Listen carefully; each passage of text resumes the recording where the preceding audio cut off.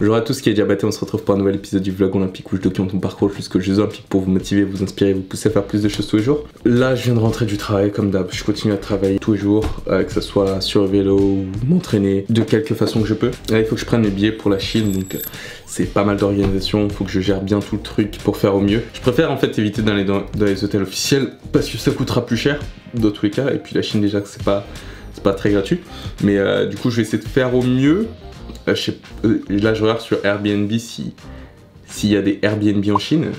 J'ai un grand doute parce que Airbnb c'est un site américain et je sais pas, pour ceux qui savent pas, surpris, il y a pas mal de sites en Chine de sites américains qui sont bloqués en Chine en fait, pour la simple et bonne raison que, comment je le vois, c'est surtout ils protègent en fait leur économie. Parce qu'en fait le truc c'est que si tu donnes l'accès à Facebook, à Google et à tous ces trucs là à la Chine, en fait ça leur fait un marché de 1,5 milliard de personnes, ce qui fait quand même pas mal de gens. Rien que la Chine en elle-même suffit à créer un marché en fait, un marché puissant en plus. Donc du coup ils sont maîtres du marché, toute l'économie de la Chine va pas aux États-Unis et c'est là-dessus où ils ont été forts. Et du coup c'est vraiment un gros avantage pour eux au final. Je suis en train de regarder la salle de la compétition pour regarder un petit peu où est-ce que je devrais me positionner, l'adresse, tout ça. Leur salle est juste incroyable, c'est dans des mesures incroyables. Le gymnase fait 57 000 m². Ça fait une petite taille. La salle d'entraînement, je vais vous montrer la photo, c'est juste incroyable. Les gars ils parlent de salle d'entraînement, waouh, la salle est juste gigantesque. C'est ouf. Vous voyez à quel point la salle est grande, elle est juste gigantesque. Alors là on a la salle d'entraînement, juste d'échauffement excusez-moi, et ensuite ça c'est la salle de compétition qui est d'habitude un terrain de basket. D'ailleurs pour votre culture personnelle, il faut que vous sachiez que genre YouTube est bloqué en Chine. YouTube est bloqué en Chine. Du coup ça risque d'être délicat de mettre des vidéos en ligne. YouTube est bloqué, Google est bloqué, Twitter est bloqué, Instagram est bloqué. Le Monde est bloqué, pas comme si j'ai regardé mais c'est intéressant à savoir. Wikileaks est bloqué, Amnesty International, ouais bah forcément, Tibet Post, Mega Upload bloqué, Time bloqué, WhatsApp bloqué, Netflix débloqué. Franchement je suis pressé d'y aller mais ça va y avoir des habitudes à changer je pense. Déjà Uber même ils utilisent pas Uber, ils utilisent leur application personnelle. C'est un truc, c'est vraiment dans le même esprit que ce que je vous disais tout à l'heure par rapport aux réseaux sociaux en Chine, que vraiment ils capitalisent sur leur population pour faire des réseaux puissants et prendre leur thune dessus. Je suis pressé de voir ça. Donc là en fait pour tout vous dire, le trajet que je suis en train de me planifier c'est un truc de ouf. Parce que alors,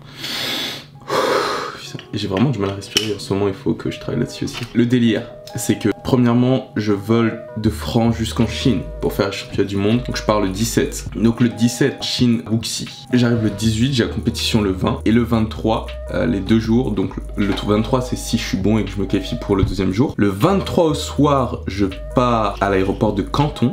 Une fois à l'aéroport de Canton je prends le vol pour aller jusqu'aux Philippines. En vrai je suis en train de me rendre compte que ouais, j'en parle comme si c'était normal, mais en vrai, même moi là je trouve ça impressionnant, alors que je suis pas impressionné par beaucoup de choses. Une fois arrivé aux Philippines, je fais 3-4 jours à Manille, un jour à Palawan, une petite île magnifique. Je retourne à Canton, un jour là-bas. Je suis vraiment super excité à l'idée de faire tout ça. Ça coûtait un peu de thunes, hein, cela dit. Faut encore que je budgétise tout ça, que j'organise bien le trajet. Ça va être cool, ça va être genre épique. 2 jours à Manille. Enfin, une semaine à Manille, une semaine à Wuxi. Franchement, je suis super excité. Ça va faire longtemps que je n'étais pas parti, pour de vrai. J'adore les Philippines. Je pense que je vais adorer la Chine aussi. Yes! C'est bien beau de vouloir apporter des changements là maintenant, tout de suite, avant les championnats du monde, mais les championnats du monde vont avoir lieu et tu changes pas des habitudes et toute une préparation juste avant une compétition stupide. Les championnats du monde ça va être l'aboutissement de cette année et notamment de la dernière phase de l'année où j'ai vraiment changé ma façon de m'entraîner en prenant des leçons plus régulièrement avec Manu, etc. Sachant qu'il y a 184 athlètes qui sont là, ça va vraiment être une compétition intéressante qui va me servir de barème. C'est intéressant même la façon dont je l'aborde. Manu me demandait de pas chercher tout le temps à atteindre le top 64, top 64, top 64 parce que sinon t'as pas de progression, et je me rends compte que même là au niveau de ma démarche j'évolue en fait et je cherche plus seulement à faire une performance, mais là même de la façon dont j'en parlais je prenais clairement cette compétition comme aboutissement sur cette année, voir ce qui était bon, ce qui était pas bon, et voir où j'en suis aussi personnellement niveau escrime. Donc c'est intéressant. Et en revenant, voilà, on va vraiment essayer d'optimiser au maximum le travail de façon à juste pouvoir, vous savez, passer plus de temps à m'entraîner. J'ai des piges, j'ai des idées. Il y a vraiment un gros travail à faire, mais ça va être super intéressant. De toute façon, on va partager ça tous ensemble. J'envisage notamment de suivre des entraînements de boxe, notamment juste sur la partie préparation physique. Donc je vais voir si je trouve un club de boxe à Bordeaux où ils sont vraiment à un bon niveau. Il faut que j'aille voir un sophrologue. J'aurais jamais pensé que je dirais ça un jour, mais j'ai des problèmes de respiration. Rigolez pas, c'est vraiment totalement stupide. Alors en fait, quand j'étais plus petit, je sais pas pourquoi, j'ai pensé que genre, à force de regarder des films ou des trucs dans le genre, je me suis dit que genre, je sais pas, j'ai dû regarder Dragon Ball Z, et genre, vous savez, dans Dragon Ball, ils disent ouais, on n'entend pas sa respiration ou quoi que ce soit, et genre, voilà, dans les films d'action, tout ça, genre, les gens, ils arrivaient à repérer les autres personnes en fonction de leur respiration, et à prédire leurs attaques et tout en fonction de leur respiration. Et en fait, à un moment, quand j'étais petit, je me suis dit, oh, peut-être ça marche, et j'ai eu la bonne idée, en fait, de genre m'habituer à genre moins respirer en fait, et c'est un tic, une habitude que j'ai pris qu'il faudrait que je règle, parce qu'en fait je pense qu'une des raisons pour laquelle je me fatigue très vite quand je fais l'escrime, c'est que j'oublie de respirer en fait. Donc va falloir que je travaille là-dessus, que je travaille plus souvent avec un kiné aussi, parce que là j'ai payé une assurance, une mutuelle de santé à 78 balles, je sais pas pourquoi. Bon, j'ai raté les 2 séances de kiné, hein, bravo kiné. Flashback à l'épisode où j'ai fait ça. Tellement honte, je me suis pas réveillé. J'avais rendez-vous à 10h30, je me suis réveillé, il était 11h30.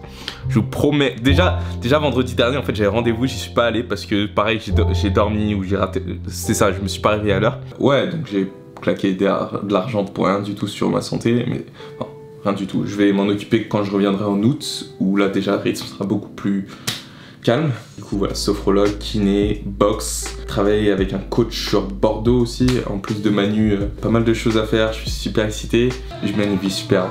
Je remercie toutes les personnes qui me suivent, vous, toi, je sais pas si je dois encore vous voyez, vous voyez, parce que je parle à une audience, un groupe de personnes, mais je vous remercie de suivre mes aventures, vos commentaires me donnent à chaque fois plus envie juste d'interagir avec vous, de vous apporter plus de valeur, de vous partager ce que je fais.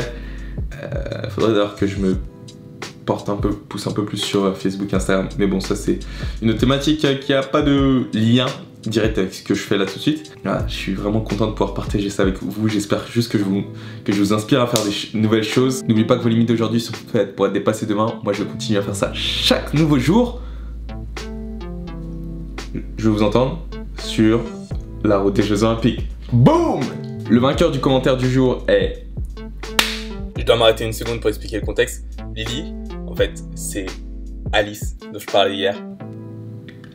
Félicitations à toi pour avoir gagné ce commentaire du jour, comme son nom l'indique, commentaire du jour. Si vous voulez que votre commentaire apparaisse dans la prochaine vidéo, n'hésitez pas à commenter en dessous et je vais choisir un commentaire au hasard pour apparaître dans la prochaine vidéo. Et puis on va continuer ça. On continue. Dans le prochain épisode de l'Olympique Vlog. Peu importe, donc...